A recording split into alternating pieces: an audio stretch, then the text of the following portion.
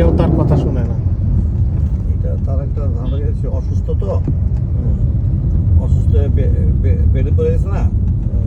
এখন তার ভিতর ধারণা যে আমার সম্ভবত মুভমেন্টটা করে না। এটা প্রত্যেকটা লোকে যখন অসুস্থ হয়ে পড়ে যায়, হ্যাঁ, তখন তার ভিতরে এই একটা ইয়ে হয়। আমারে দেখা যাচ্ছে আগে 1 গ্লাস পানি চাইছে, 5 মিনিট পর দিলে বলো কোনো সমস্যা না। আর এখন যদি এসে 1 গ্লাস পানি চায় না, পানি দাও, এখন যে পানি দিতে গেছে সেই গ্লাসটা ধরছে, হ্যাঁ, এই যে ধুইতে যদি এইটাও তার কাছে মনে হয় আমার অবহেলা করতেছে, অবহেলা করে আমার, হ্যাঁ, আমার দেরি করে পানি দিতেছে, এই করতেছে, এইরকম টেন্ডেন্সি এই সময়তে এই কাজটা করে।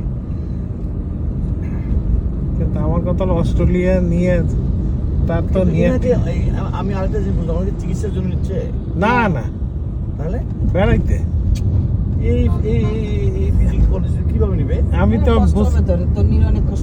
আমি তো বুঝতে পারতাছি না এখন ওখানে যে তার মুভিং করার জন্য দুইজন করতেছে, এই জন্য যেতে চাইছিল না। সে যাইতে চাইছিল, যাইতে চাই না, বলছে শুধুই যাক, বেআইনি যাইতো। কিন্তু রাজীবই বলছে যে না, যদি আর কোনোদিন আসতে পারেন আবার এটাও ঠিক না, ওনাকে একা ফেলে দিয়ে উনি তো যাওয়াটা সমুচীন হবে। আর কোনোদিন আসতে পারেন কিনা, শেষ একবার এসে যান। কি করবেন, জোরাজোরি করতে সময় যে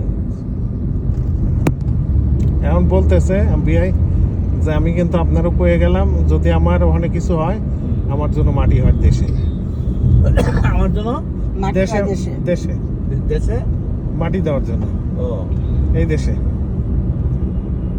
তার ওই পারিবারিক কবরস্থানে। আচ্ছা আচ্ছা, আপনারও বইলা গেলাম।